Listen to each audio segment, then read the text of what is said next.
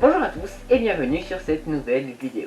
Alors avant de commencer, je souhaitais vous souhaiter une excellente année 2022 qui on l'espère sera mieux que la précédente. Alors aujourd'hui nous allons nous intéresser à la pollution et plus particulièrement aux régions du monde les moins polluées. C'est parti.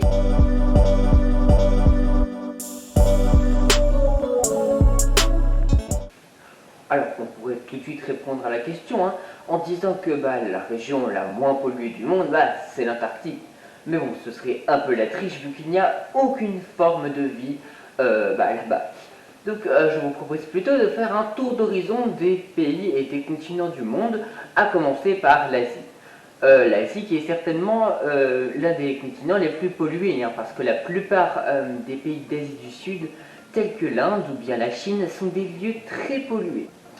L'Afrique et le Moyen-Orient sont aussi des zones extrêmement polluées, surtout au niveau du Sahara et de l'Arabie Saoudite. L'Océanie, de son côté, est bien mieux que toutes les zones que nous avons vues jusque maintenant. En particulier parce que l'Australie et la Nouvelle-Zélande, les principaux pays qui la composent, sont d'excellents élèves en la matière. Tout comme l'Amérique du Nord d'ailleurs, avec les États-Unis et le Canada qui sont de très bons pays sur ce point-là, en particulier pour le Canada qui fait d'ailleurs partie d'un des pays les moins pollués au monde.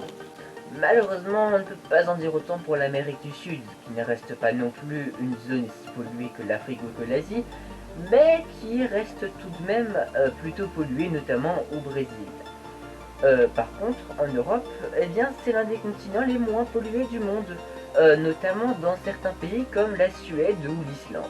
Si l'on récapitule, les zones les moins polluées restent l'Australie et la Nouvelle-Zélande, le Canada, ainsi que les pays d'Europe tels que l'Islande. Je ne l'ai pas précisé, mais la Russie ne reste pas un pays énormément pollué.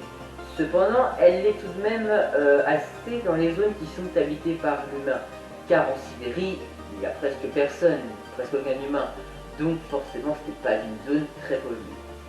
Vous remarquerez que les pays les plus pollués sont généralement les pays les plus pauvres, et à l'inverse, les pays qui le sont moins sont plus aisés, ce qui reste tout de même notable.